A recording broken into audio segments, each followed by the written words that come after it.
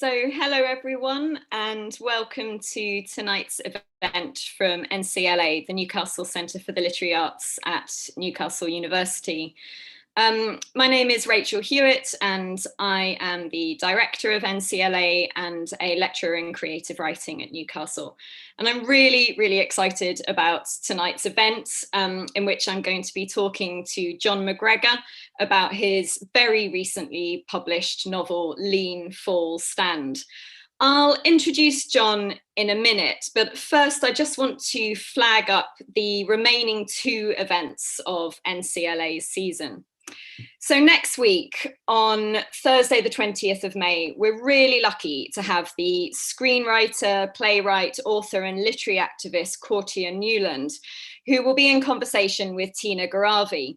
Courttia is the author of 8 books, including his most recent novel, A River Called Time. And he was also the screenwriter for Steve McQueen's BBC series, Small Axe, a 5-part anthology about Britain's Caribbean history.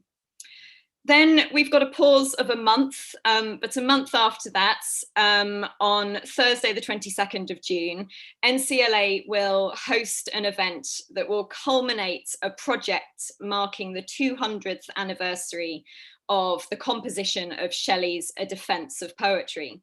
So on Thursday, the 22nd, selected authors who have been commissioned to write updated defences of poetry for the 21st century will be reading from those manifestos and poems. Both those events, as with all of our events, they're free and online, and you're very welcome to attend. But you do need to book first, and you can do that by visiting the NCLA website, which is www.ncl.ac.uk/NCLA. It's now my great pleasure to introduce tonight's author, who is the much acclaimed novelist and short story writer, Jon McGregor. Jon is the author of 5 novels, 3 of which have been longlisted for the Booker Prize. And he's also been awarded the International Dublin Literary Award, the Betty Trask Prize, and the Somerset Maugham Award, as well as an honorary doctorate from the University of Nottingham, where he's Professor of Creative Writing and edits a literary journal. Having been runner-up in the BBC National Short Story Award for 2 years running, he describes himself as Britain's second best short story writer.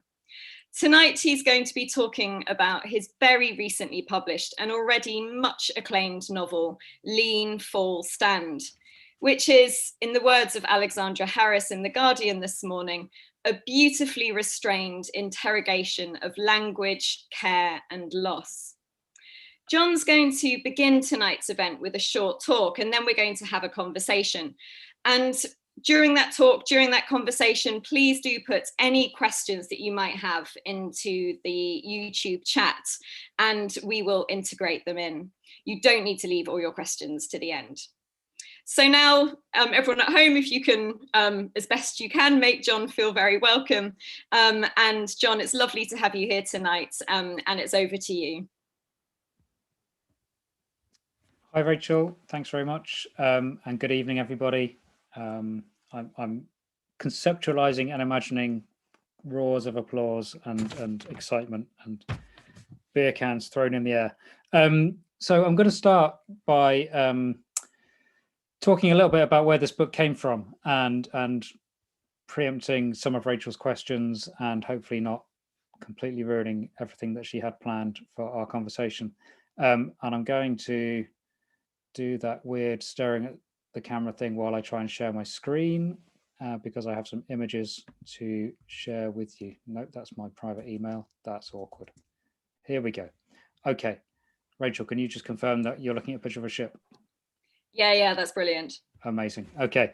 So in 2004, I went on a writing residency to Antarctica. I saw an advert in the paper, in the actual newspaper, for writers and artists to apply for fellowships with the British Antarctic Survey to go to Antarctica.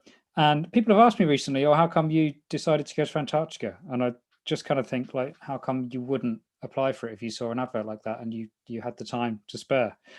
which I did in those long ago days. So I applied and I said I was going to write some stuff about Antarctica, and I kept it vague because I was terrified of being pinned down to any actual commitment. I said I was going to be inspired by the literature of Antarctica and by the experience of being there. And I kind of promised that I would write a novel eventually. So off I went, and this was my home for 5 weeks, 6 weeks. This is the Royal Research Ship, the James Clark Ross, which the British Antarctic Survey operate both as a research ship doing oceanographic research and as a kind of logistics ship. It was taking all of the equipment and personnel down to the Antarctic Peninsula for that season. So we set off from the Falklands and off we went across the Southern Ocean. The seas were calm and pleasant, and it was often foggy. And then around about somewhere near South Georgia, I saw my first ever iceberg off there in the distance. The view you're looking at, I took a picture from this location every day just to kind of try and keep a grasp of what I was doing. A couple of years later, my laptop was stolen. I had a burglary, and I had these pictures on a USB stick and these pictures alone. So all of the other amazing pictures I took of Antarctica have disappeared. This picture is taken from the deck above the bridge, and it was the only place outside that you were allowed to go. The area that you're looking at in front of you was out of bounds. So it's a very, very restricted area, about the size of I don't know, like half a tennis court, that I could come out on to get some fresh air, walk around in circles, and try and keep myself relatively sane. And then we arrived in South Georgia. This is Grytviken Harbour. This is where most of the world's whaling was carried out from. This also where Ernest Shackleton is buried. This was where Ernest Shackleton arrived. If you're familiar with his story, when him and his small crew came on their rowing boat, and they had to walk all the way across South Georgia to this whaling station to get help for their men who they'd left behind on Elephant Island. And then some years later, Shackleton happened to be back here and died on his ship, and they buried him here. I was able to see his grave, which was quite an incredible experience. The 7 hours I spent on shore in South Georgia were the only time I set foot on land in the whole of the 5 weeks of the trip, because I'm going to scoot ahead a little bit past these amazing pictures of icebergs, the stormy seas, very unpleasant. Hang on, that's the Falklands. Let's keep going. Okay, amazing icebergs. Then we hit the ice. We were on our way to the Antarctic Peninsula, to the main research base. I'd made a very elaborate plan about all the things I was going to do when I got to the research base, and the ship got stuck in this ice. And you can see in this picture, there's a kind of, you can make out a kind of broken bit of ice just ahead of the ship. It's because the ship is going backwards and forwards, trying to ram its way through the ice. And it did that for about 3 days. And you can see just in the very faint distance on the horizon some mountains, and those mountains are where the research base is, and that's about 80 miles away. And this was the closest I got to the base. And soon after this, the captain decided that he was running too low on fuel, and we had to come back to the Falklands, and I came home. And so it was a very strange experience, because I spent the whole of the 5-6 weeks on the ship waiting for the trip to begin. And as it turned out, that was the whole trip. And so I came back with this kind of immense disappointment. And yet at the same time, I had been to Antarctica. You know, I'd been on the ship, I'd been to South Georgia, I'd seen penguins on the ice and icebergs and all the rest of it. And yet the trip hadn't really happened. And so that was the first reason why it was incredibly difficult to write anything when I got back, because I was just kind of churning with all the things that I should have done. The second reason, here's a plane trying to find a way through the ice for us and failing. And this is us on the way back out. So we're kind of fighting our way back out of the ice to the clear sea to get back to the Falklands. But let me just bring up another picture. Come back to the icebergs. Stormy seas. Okay, so one thing you'll notice if you read a lot of Antarctic literature, as I did, is how difficult it is to describe the landscape and to describe the natural phenomena. And icebergs in particular, you'll see in a lot of the older literature, people spending pages trying to explain what an iceberg looks like and sounds like, and the way it kind of moves in the water and the way it decays and degenerates, and never really succeeding, and certainly never really holding the reader's attention, because they really go on about it. And one of the things that really struck me when I came back and I was trying to write anything about this experience, let alone a novel, was the inadequacy of language to convey the experience that I'd had and the landscape that I'd seen, and the things that I was beginning to imagine, and kind of the storylines I was beginning to develop. And I came up with a theory that is partly to do with the way that language operates by reminding us of things. So if I was to write a story set in the Lake District, then I could just say the Fells, and most people reading that would have an image in their head of what I meant by the Fells. They'd see the heather and the scree and all the rest of it. If I try and describe certain landscapes within Antarctica, glacial landscapes, crevasses, moraines, scree slopes, those are not things that a lot of readers are familiar with in any kind of meaningful detail. And so it's much harder to kind of trigger associations for the reader. It's much harder to remind them of a personal experience. And so I just really felt like I was coming up against the limits of language. That was my excuse anyway. And I kept trying to write a book about Antarctica and failing and putting it to one side. And every time I came back to it, I was coming up against this problem of language. And I was thinking a lot about communication, and actually this is something I've always been interested in. I've always written about the ways in which people are not very good at using language, and the ways in which people often fail to communicate. And I got really interested in how frequently in everyday conversation people say things like, "That's not really what I mean," or "I'm not quite sure how to express this," or "I'm not expressing this properly. I'm not sure how to put this. That isn't what I meant. You're misunderstanding me." All of these phrases, if you listen out for them, they crop up incredibly often in everyday conversation. And it's as if we're all kind of aware that language is not quite up to the job that we want it to be up to. While I was thinking about all of these things, I kind of stumbled across the condition known as aphasia, which is a language deficit, which is caused by a brain injury, often following a stroke. And it's a huge kind of range of conditions, really. There's no kind of one iteration of aphasia. It affects everybody differently depending on which parts of their brain have been damaged and to what extent. And it can affect people's ability to comprehend language, or to form language, or it can affect their reading or their writing, or both, or neither. And kind of the intersections between those four modes and between expression and comprehension kind of throws up lots of different forms of this condition. But in all cases, it's a limitation on people's language, and often people can be very conscious of knowing what they want to say, and they just literally can't find the words. I mean, I think in some cases it can be quite similar to not knowing a second language very well, and you kind of grasp for odd words, you know what you're trying to say, and you just can't get your meaning across to the person listening. And I got really interested in what that would mean, and how that would affect a person's life, and how you would live with that condition. And it felt really relevant to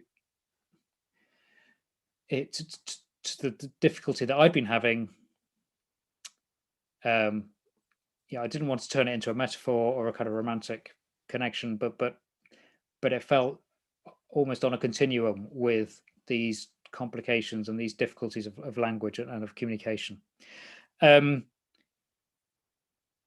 the other thing that happened, and I think Rachel and I will come on to talk about this, is that all of the reading I'd been doing about Antarctica and a lot of the conversations I'd had with people while I was there, people who work there, had really thrown up for me lots of interesting and quite problematic ideas about heroism and self-sufficiency and male self-image, essentially. And I was really interested in the idea that the characters I was going to be creating, who were going to have an experience in Antarctica, were going to see themselves as heroic and brave and noble, and that then that was going to be contrasted or followed up by another experience, another version of heroism, bravery, determination, and that would be in the field of illness, injury, recovery, adaptation, that whole kind of field. And I was really interested in kind of making the connections between those two things, and in thinking about gender as part of that. And so what started off as a whole lot of research about Antarctica and an interest in Antarctica became essentially a novel about aphasia and about stroke. And so that threw up obviously a whole another layer of research that I had to do. And I spent time on the stroke ward in the hospital in Nottingham. I spoke to lots of speech and language therapists. I went to an aphasia self-help group and spent time with people who live with aphasia and the people who live with them. And all this time I was trying to write a novel using words about the absence of words, or about the loss of words, or about the loss of control of words, which was kind of a ridiculous thing to do and kind of a impossible thing to do. But that was what made it fun. It was a lot of fun to write this book. Okay, so that's the background. Let me just finish up with the last of these images, just to prove that I really was there. There we go. That was me, much younger than I am now, in 2004, with the mountains of the base I was trying to get to in the background. Added poignancy. Okay, and I'm going to read from the book now. I'm going to take that screen off. So I'm just going to read a short section from the beginning of the novel. The novel starts in Antarctica.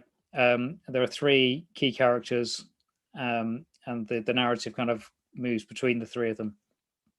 And as the book begins, they're caught up in a storm, and it's going pretty badly. And this section is from the perspective of Robert Doc Wright. His nickname when he's in Antarctica is Doc. He's the older of the three, and he's the character we're going to follow throughout the book. Robert Doc Wright had seen the storm coming, but there had been no time to warn the others. The afternoon had been given over to recreational activity once the team completed their GPS survey activities. They had set out from the Station K field hut at 1300 hours, travelling down to the shoreline by skidoo, with the principal intention of facilitating Thomas's photography interests. A suggestion had been made that he provide some human scale to Thomas's shots by ascending Priestley Head, a short distance away. This was pushing at the bounds of correct operating procedure, but it didn't seem unreasonable. Conditions were excellent, and it wasn't far. He'd maintained visual and radio contact at all times. From the top of the head, he'd provided Thomas with the necessary postures for his photographs. Priestley Head was little more than a bump in the topography, really. It had taken 5 minutes to walk up from where he'd left the skidoo. The cliffs facing out to the sound were barely 30 meters above the water, enough to add a little drama to Thomas's pictures. From here, the view of the whole valley was excellent. In the near distance, the red field hut of Station K, sheltered in the lee of Garrard Ridge and the peaks of K7 and K8 beyond. Below the field hut, the ground sloping down to the skiway, marked by orange fuel drums and black flags, and beyond that, the dark grey waters of Lopez Sound, fringed with fast ice. In the Sound, the icebergs had turned against each other, dipping and rocking with a sudden, unexpected movement in the water. Doc had looked up towards Everard Glacier and seen a thick rolling shadow of banked clouds, a faint orange light, a surge of weather coming down towards them. It had come out of nowhere, and it had come in fast, the temperature dropping sharply. He'd seen Thomas glancing over his shoulder and trying to fold away his camera tripod, and when he tried the radio, there'd been no response. He'd seen Luke standing beside the skidoo, turning to look at him. He'd barely managed 2 steps towards the shelter of the slope before the wind slammed hard against him and pushed him back towards the edge of the cliff. He adopted a prone position, slipping quickly across the loose scree, scrabbling for a foothold and finding only thin air behind him. He stretched out his arms and tried to shift his weight forward. He closed his eyes and concentrated. He arched 1 foot out and around to the left, bringing his knee up towards his chest. The noise of the wind was so violent it was difficult to think. His boot touched rock finally, but when he pushed out against it, the rock loosened and fell down the sheer drop. For a long, giddy moment, his weight swayed away after it. He slowed his breathing. He concentrated. He inched his way forward again. The cliff wasn't high, but he wouldn't survive a fall. His hands felt loose inside his gloves. The scree felt slippery beneath him. He could feel the edge of the ridge against his waist, his legs hanging in the air. He pressed himself flatter against the rock, working his weight further forwards. His radio was in his inside jacket pocket and crushing against his ribs. He felt it vibrate. The other 2 would be checking in now, surely. He had no way to respond. He trusted them not to panic. They would shelter in place, as per the training. He had been in these situations before, and this was no different. You didn't go 30-odd seasons on the ice without getting into 1 or 2 scrapes. The trick was to slow down and start thinking. He took several breaths and made an effort to rationalize his thoughts. He flexed his fingers to maintain the circulation. "You won't fall until you let go," a supervisor had told him once during crevasse training. The logic wasn't entirely sound, but the spirit was a fine one. Don't look down. Don't let go. Hold on. The trick was to hold on, always. I'm going to leave that on a cliffhanger. Thank you so much for that talk and that reading. If I may, I'd like to begin with something you sort of finished up by saying, which was kind of how fun it was to have this task of simultaneously conveying the kind of problematic nature of language, but doing that where words and language are your medium. And I was wondering if you could sort of describe a little bit about the ways in which you kind of experimented with language in a way that, you know, simultaneously conveyed the kind of gulfs in communication, but in a way in which your reader gets the gist. Yeah, I can try. There was a lot of trial and error, and there was a lot of, I think, having to get my head around the different ways in which aphasia can affect people's language, and spending time with people with aphasia in the group was really helpful for that, and talking to therapists and watching a lot of YouTube videos was great. You know, people have put a lot of their own experiences on YouTube. Trying to get my head around quite precisely how people's language can be restricted or limited, and especially the ways in which they then work around that, and different communication strategies that people use, and the ways in which really quite limited phrases can still kind of achieve communication. And then the other aspect of it was trying to get my head around what the interior experience of that might be like, and what's happening in the brain of somebody with aphasia, and the extent to which people's language loss is internal as well as external. And the really difficult thing about that was that there's not much clarity about that, or there's a lot of kind of quite complicated research going on about it, and I think in the end I kind of pulled back from trying to represent that. I mean, there's a sequence quite early in the book when Doc is beginning to have a stroke, and his language kind of breaks down. And I think I was kind of playing around with that, and it starts off as kind of almost like slips of the tongue and spoonerisms, and it kind of gradually picks up pace until his language has almost collapsed. And I think at one point, the whole book was going to end up in that form, and in the end, that felt quite restrictive, and it felt like that would kind of push the reader away. And it also felt, I don't know, I felt like I hadn't really earned the knowledge to kind of to do that for all of the characters. It must have been such an interesting kind of creative task, the kind of poetry that kind of comes out of using language in a way where your readers sort of encouraged to sort of read between the lines and read through the silences. It's such an interesting reading experience. I love the fact that kind of Doc's sort of after the stroke is repeating these words, obviously, kind of course, but actually, and at first we try and read something into that, but then learn kind of not to read past it.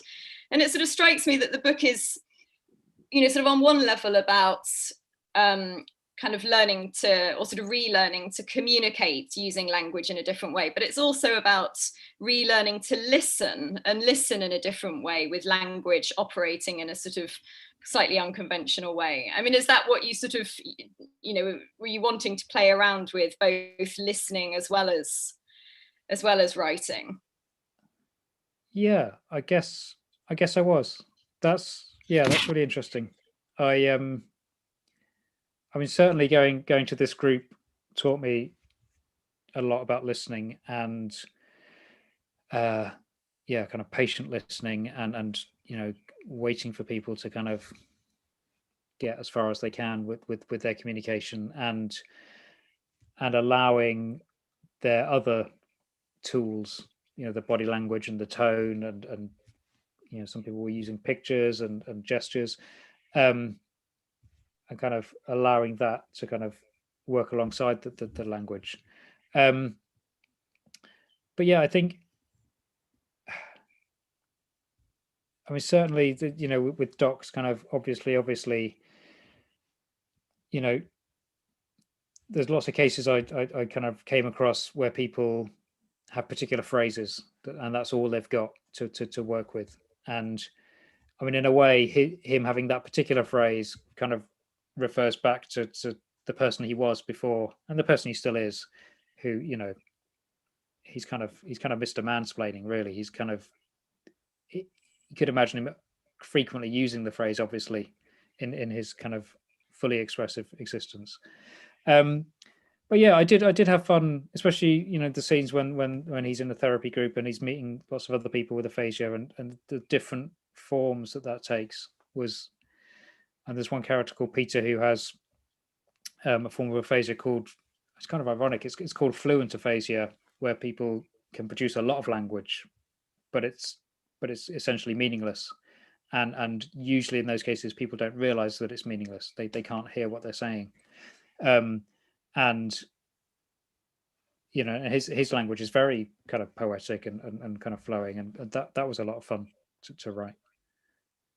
Can I ask you about photography in the novel? I was so struck by you saying in that talk that you lost all these photographs, because it seems to me that there's an interesting relationship going on between photography and language, and that Thomas and Luke are both engaged in this task to kind of map a landscape that is sort of constantly shifting, really, using photography to establish some kind of fixity.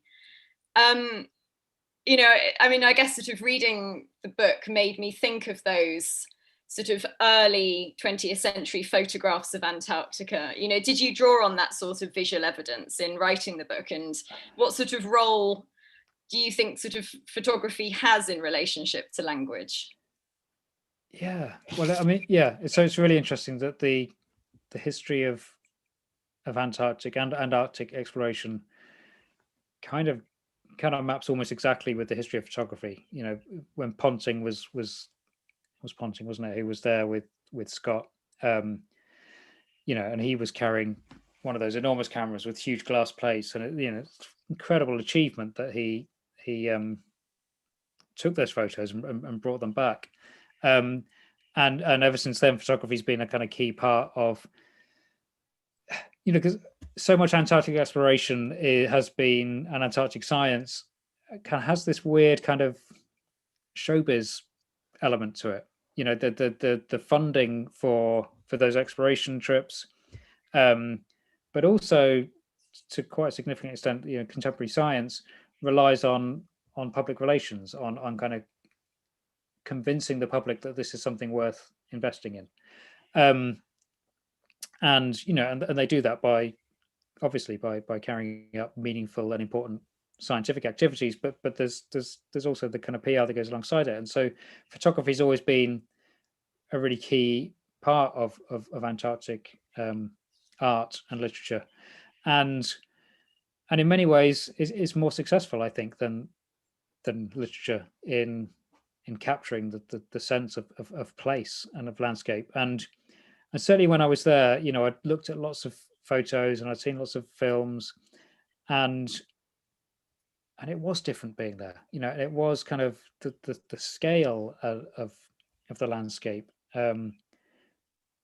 I didn't feel I'd seen a photograph that had captured that successfully. But yeah, I mean, certainly in my kind of attempts to try and describe the landscape where this particular story takes place, I was drawing on photos and videos, and as well as my own imagination, because I never got there. It's kind of it's as imaginary to me as it is to everyone else. Yeah, I mean, it's so it's just such a striking image, this sort of attempt to use sort of tools like kind of measurement and kind of longitude and latitude and photography and language to establish some kind of fixity on this landscape that is kind of continually shifting. I mean, is that a sort of, is that the critique of language, that, that we're all changing and that language tries to kind of fix us, keep us in one place? Yeah. I guess I hadn't thought of it in that way, but that, yeah, I mean, that makes sense. I mean, they everything about where they are, so much of the danger of Antarctica comes from things suddenly changing. The ice kind of breaks off from the shore and carries you out to sea, or the ice over the top of a crevasse suddenly gives way and you plunge down, or the weather suddenly changes, or there's an avalanche. All of these the kind of sudden states of change, and and so much of the ice sheets are melting and breaking and shifting, and the glaciers are breaking off, and all of that stuff is constantly going on. And there have always been these attempts to, as you say, just to map it and fix it in place, and well, this is how it is. But of course, that's a kind of ever infinite process. They make the maps, and then they carry on and they make the next map. It's yeah. I guess I was sort of thinking about it in relation to the use of that word "man food," which one of your characters kind of pulls Doc up on as being kind of outdated, referring to the time where sort of Antarctic exploration is kind of entirely male dominated, but yet they are all men in the room. And I guess I was trying to work out whether it's sort of Doc who's in the wrong by kind of clinging to this word that is now obsolete, or whether it's Thomas who's wrong by caring about the word rather than the kind of meaning behind the word. I guess I was sort of trying to work out whether, I don't know what you thought about that word "man food," I suppose. Yeah, well, I mean, that was one of the things I was struck by when I was there, was how much of the language was kind of historical language. I mean, any special interest group or subculture has its kind of vocabulary, doesn't it? And its jargon and its kind of register, and the language that I heard when I was there was very much kind of language. A lot of it felt like a throwback to previous generations, and you can see, this is an institution that kind of came out of the Foreign and Commonwealth Office in the 1950s, and was kind of essentially a part of empire building. Initially, it was initially as much about claiming territory as it was about carrying out science, and so the kind of that kind of military language, boarding school language, all of that kind of Boy Scout stuff, kind of, you could see how that heritage has kind of carried on through, and lots of kind of odd kind of ways of even just describing the weather, like mank, a manky day. That's not really slang. That's kind of a formal term that goes down in the logbooks. And man food really struck me, because clearly that came from when you'd have two boxes of food on the sledge. You'd have the man food and the dog food, and but for that distinction to have carried on, long after the dogs had left, and they're still talking about man food boxes, and and lots of women do work in the Antarctic now. It is a lot much more equal than it used to be, and yet these concepts and traditions are kind of carrying over. But yeah, and sort of points to the kind of political nature of the sort of subject of language that you're engaging with. I suppose that's the question of whether language is sort of representative, whether political change happens through language campaigns, or whether it happens through sort of changing the society that the language is representing. It seems to me there's a kind of a sort of political dimension to the book as well. Yeah, possibly more than I was consciously thinking. I mean, there were things I was thinking about that. Yeah, I mean, in terms of the kind of the inadequacy of language, and yeah, I mean, you could imagine if the instruction came down to stop calling it man food, then Doc would kind of grudgingly go along with that, but that hasn't meaningfully changed anything. I mean, you can certainly imagine that Doc would probably struggle if either Thomas or Luke had been a young woman working in that environment. He would be struggling with that, whereas younger colleagues of his would be fine with it. So the language is only describing something that's already there. It kind of, it's back to front to fix the language without fixing everything else. Yeah, and can I sort of ask you a bit more about this question of sort of gender and language and sort of heroism in the book, because in a way, sort of Doc's use of language is very kind of stereotypically masculine. He does a lot of kind of spending time kind of talking, while sort of performing listening, but not actually listening. I love that description of him just sort of following Anna around the house, talking at her while she's trying to kind of get away from him. And I was sort of wondering, you've described some of the research that you did for the book, and, did you read sociolinguistic studies of sort of gender and language, or was that sort of mostly based on observation? Yeah, no, I didn't read any sociolinguistics. Yeah, it's not difficult to observe men behaving in that kind of way, is it? It's kind of, I think most of us have grown up with that. Hang on, that makes it sound like I'm talking about my dad. My dad was not like that. But there are lots of men, men are encouraged to behave in that way. Men are permitted and facilitated to behave in that way, and to pretend that they don't notice that they're dominating conversations and interrupting people and talking over people. By people, I mean women. So yeah, that all of that stuff kind of came from observation, and it came from me wanting to think about what it would mean for a man who's gone through life without ever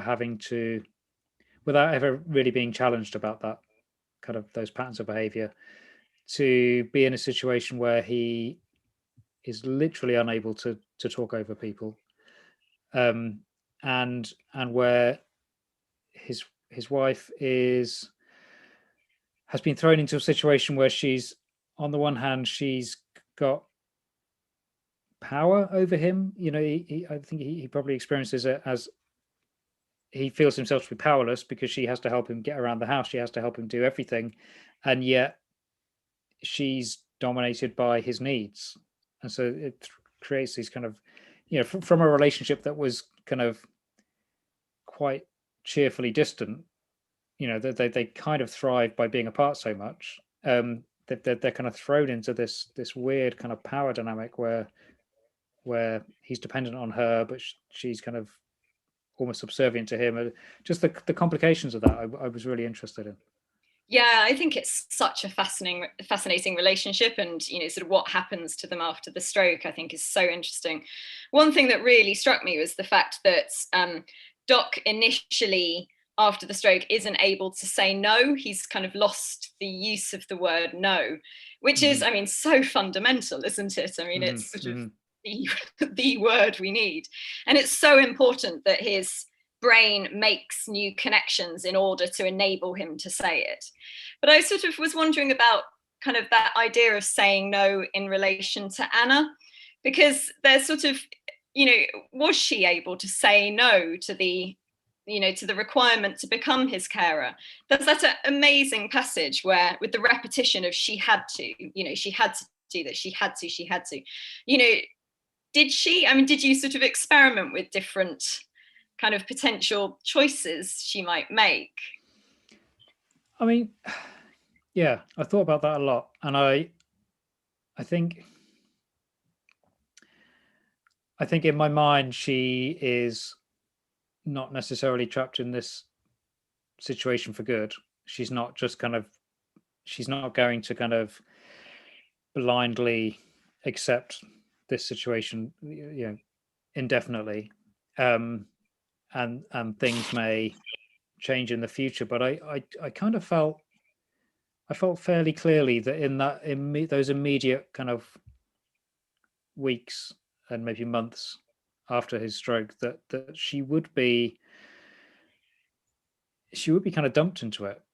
She's her children are not kind of self-aware enough to understand that she needs more help than they're giving her.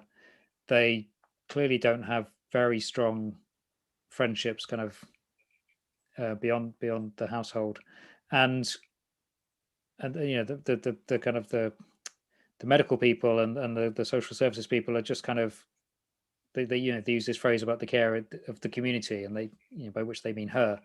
And it just felt really logical to me that she would be so kind of bound up in just getting through each of those days that she'd have no space to even find a way out of that situation, and that might come in the future. But I think just, I was really, it was something I really wanted to kind of convey, that sense. And I think, a lot of people will recognize that experience. It's the experience of early parenthood. It's the experience of suddenly coping with somebody who's had an injury or a crisis, or or coping with an elderly relative who's having some kind of crisis. Just that being in that position where somebody is completely dependent on you, and all you can do is attend to their needs, get to the end of the day, and then see what happens tomorrow. And I really wanted to kind of just throw her into that. And I think, her attitude to her work is interesting in that, on one level, it kind of represents a loss for her not being able to participate in her work to the same degree that she was before. But on another level, I think you quite wittily sort of show, how a lot of the kind of sheer verbiage involved in academia is kind of performance and actually doesn't have so much meaning, really. And so she has lost something, but maybe what she learns about what she's lost is that it's not as meaningful, in terms of, ref exercises and things as actually what she's engaged in. But I found it quite difficult to sort of, sort of work out what I felt, I suppose, about, about what she'd lost, I suppose. Has she lost something that's really profound to her, or has she actually been released from her academic job? Yeah, I mean, I don't know. Yeah, I mean, to me it feels like a big loss, and it feels like, yeah, like a significant problem in her life that she is going to, in the world beyond the book, is going to kind of have to deal with and resolve in some way. And I kind of felt like, in a way, I had a lot more to say about her work and her life outside of the house, and it kept getting crowded out by Robert, by Robert's situation, and I was kind of struggling with that for a long time, and trying to make the book make sense, and eventually that crowding out was the thing that made sense. But I kind of, yeah, it's one of the things I kind of slightly mourn about the writing of the book, was there was all this other stuff that I wanted to explore, but maybe one day I'll write a book about Anna instead. But her work seems so important to it. I mean, in its current state, I mean, I was wondering to what extent, the book is deliberately engaging with climate change, because I suppose, her task as an oceanographer is literally to write the oceans, isn't it? And thinking about the sort of limits of language made me think about the sort of role of language in different contexts, I suppose, and whether science is a context in which actually it is important that there are fixed meanings for words and clarity about words, and that everyone's kind of speaking the same language. I don't know, I was wondering whether there are some areas in which, because I think overall the novel is incredibly generous about, about the kind of possibilities for understanding people without that clarity in language, that we sort of read between the lines because we care, and because we want connection, and because we want to communicate, and we want to listen. But actually, are there some areas where we need that clarity? Yeah, and I think the kind of one of the subtext of Anna's story is that she spent her life researching climate change, and has understood the science and the reality of climate change for a long time, and has been involved in attempts to communicate the reality of climate change for her whole career, and doesn't really understand why, when it's the science is clear, the articulation of that science is completely clear, why nothing has been done about it, and her kind of frustration and her inability to almost to process the fact that, we've explained it really clearly. Here are the facts, this is what's happening, these are the things that need to be done, and yet you're, nothing's happening. And she can't really compute why that language has failed. The very clear language of science and of the urgent need for change has completely failed. And even to the point where, when her daughter turns up, her daughter wants to drive to the hospital when she wants to get the bus. And all of that's a kind of thread running right through her life. That failure of language, even when it's really clear and precise. Yeah, no, absolutely. And I mean, sorry, I'm trying to think of a way to sort of formulate this to kind of sort of into a question, I suppose. But I think one of the things that the novel sort of both made me think of, but also really clearly distinguish from, I suppose, is, a lot of kind of reading I did, I suppose, as an undergraduate, into kind of post-structuralist theory about sort of, is it possible to think outside language? Is there anything outside language? If you lose your capacity to have language, have you just lost everything, actually? What does it mean to talk about the world of things, kind of without language? And I suppose it seemed to me that, choosing a place like Antarctica or a subject like climate change, they're so sort of irrefutably big and present, that there's sort of no question about whether they exist without language, I suppose. And I guess I was wondering, was that deliberate to choose these kind of actually really big physical subjects? It's about kind of the body and communication, and about, sort of, this kind of enormous sort of indescribable place that, whether it's indescribable or not, it still exists. Was that a sort of, was that why Antarctica seemed like such an ideal subject for this kind of book about language and failing language? Yeah, I don't know. I mean, I was always going to write a book about Antarctica because I felt like I had to. Somebody paid for me to go there. I felt like I owed it to eventually write a novel. And the subject of aphasia kind of felt like it fed back into that because of the kind of the impossibility of language, but it kind of fed back into it in lots of unexpected ways. And that idea of, do you have thought without language, was really one of them. And there were a few experiences I read about that were really striking, where people talked about their immediate experience of stroke. And so when people have a stroke, there's like immediate damage, and there's also a lot of swelling in the brain. And as they're treated, and the bleeding is stopped, or the blockage is removed, there's a kind of immediate period of recovery where the swelling goes down and some of the initial damage kind of recedes. It's almost like the tide kind of goes out on that damage, and then other the brain cells that have died stay dead. So some damage is very permanent, but for most people who have a stroke, there's a period of kind of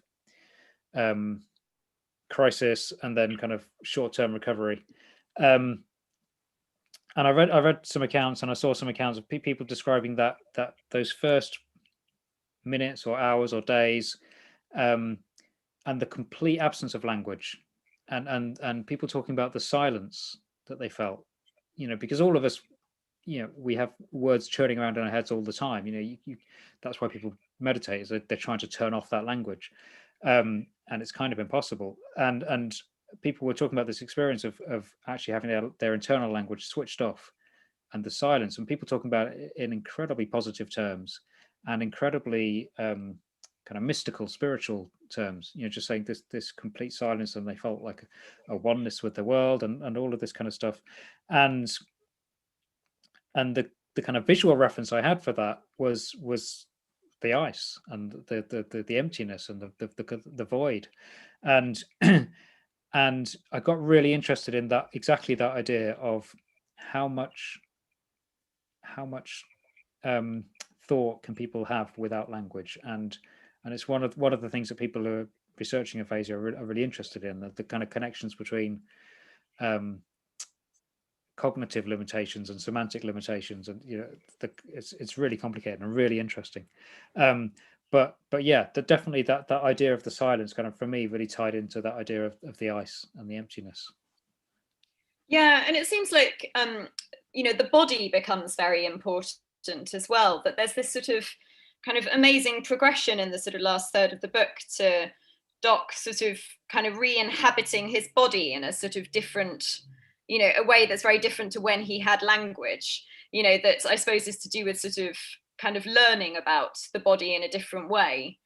Could you speak a little bit about that? Yeah, I mean, so he has some kind of restrictions on his mobility, and he regains a lot of his mobility in the course of his recovery, in a way that he doesn't regain very much speech at all. But his kind of understanding of his body was really important to me. The section of the book where he's going to this therapy group and he's meeting with other people is where he kind of, without being too glib about it, I felt like that was the first time in his life that he kind of grew as a person. And he kind of, he's very grudging about going. He's very kind of grumpy about the point of it, and it doesn't really get anything from it. And gradually he actually accepts the other people that are there. He learns how to listen to the other people who are there. He, there's like these dancers come in and get them to do kind of hand dances and stuff, and he goes along with it and actually kind of learns to trust the other people and to participate without having to be in charge and without having to kind of be sarcastic about it. And for me, it was very much, I was picturing that as a bodily experience, and his he has a stick and he has to kind of rely on people, and he's learning how to be in his body again, I guess. I think what you're just saying there about sort of, this represents a sort of form of kind of growing as a person, is a kind of neat segue into an audience question, really, which is about how you grew as a person kind of during this book. So yeah, Richard is wondering, what did you know after writing this book that you didn't when you started it? I mean, everything about aphasia and stroke I learned during the process of writing. I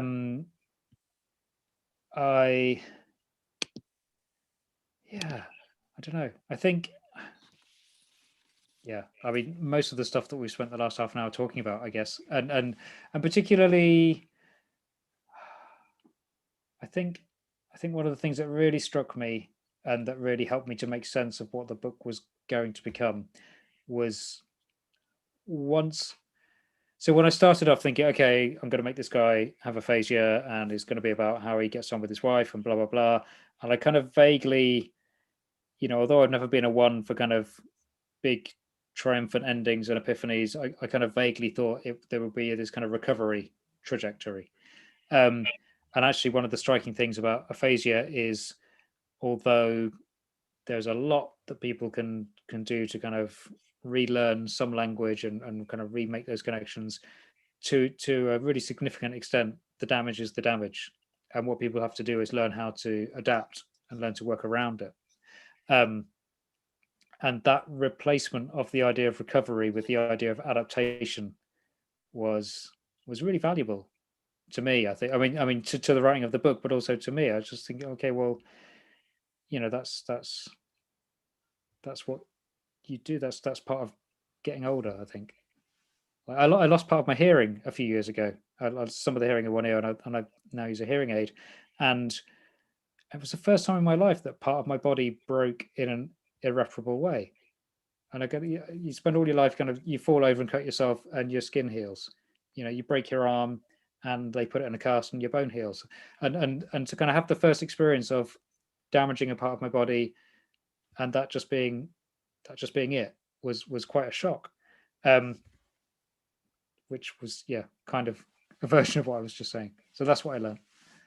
Gosh, I think that's such a kind of resonant point, and actually a really resonant point to end on. That it's such a moving book. I found it sort of simultaneously really kind of intellectually exciting, but also really emotionally moving. And is about that sort of process of living with something that's broken, whether it's language or our bodies or our, a part of our brains, and adapting and sort of doing, making the best of it, because there are things that are important and things that are worth it.